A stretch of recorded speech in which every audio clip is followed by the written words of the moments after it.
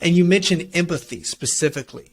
How do you approach now circumstances? You really do some really incredible content on your LinkedIn about specific posts about how you leverage empathy into the way you have that personal relationship and your culture with your team, as well as your relationships with your investors as well. And I just thought that was really interesting, and it really showcases kind of the way you think about empathy and long-term thinking as well. But I'd love for you to just tell us about how because of this circumstance, by integrating and being intentional with empathy, has helped you facilitate a better culture as well as business mind.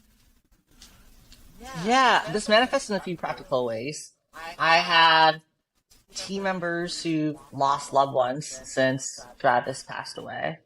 And I actually ended up in the Wall Street Journal talking about unlimited bereavement leave. A lot of companies offer a week or 2 weeks or even 4 weeks of bereavement. And I argued that an unlimited bereavement leave policy it's just the nicest thing you could do for someone who is at rock bottom. They're normally an incredible producer. They work their butt off, but knowing that they have the freedom and the space and the time to grieve properly makes them more loyal and will, weirdly enough, help them grieve more efficiently and get back to work faster. I was able to give myself an 8-month bereavement leave because I have my own companies. I have no one else to ask. And I would not have been able to go to work a month or two later. It was just not possible for me. And I can only imagine if your child got murdered in a school shooting, you're not going to want to go back to work in a month or two.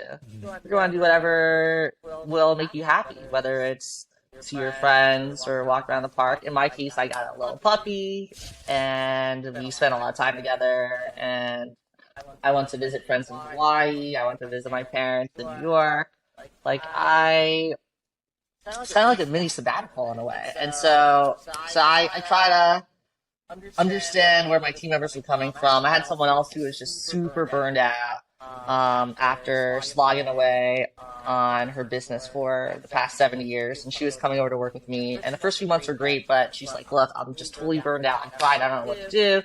So I'd go take a sabbatical for a month or 2 or 3 or however long you need. I had someone else who has terrible long COVID symptoms, just like no energy, could barely get out of bed. I said the same thing. I'll pay you, go take time off, do whatever you need to do. And she's like, "Well, I can't do that because then I'm not going to have money to pay my rent." And I said, "Well, I know this is what you would do for me if our situations were flipped. So go take as much time as you need. I'll pay for your rent." And these people really appreciate it, and then they come back in full swing. So that's a direct thing I probably wouldn't have done Interesting. in old me. Interesting. Really, really.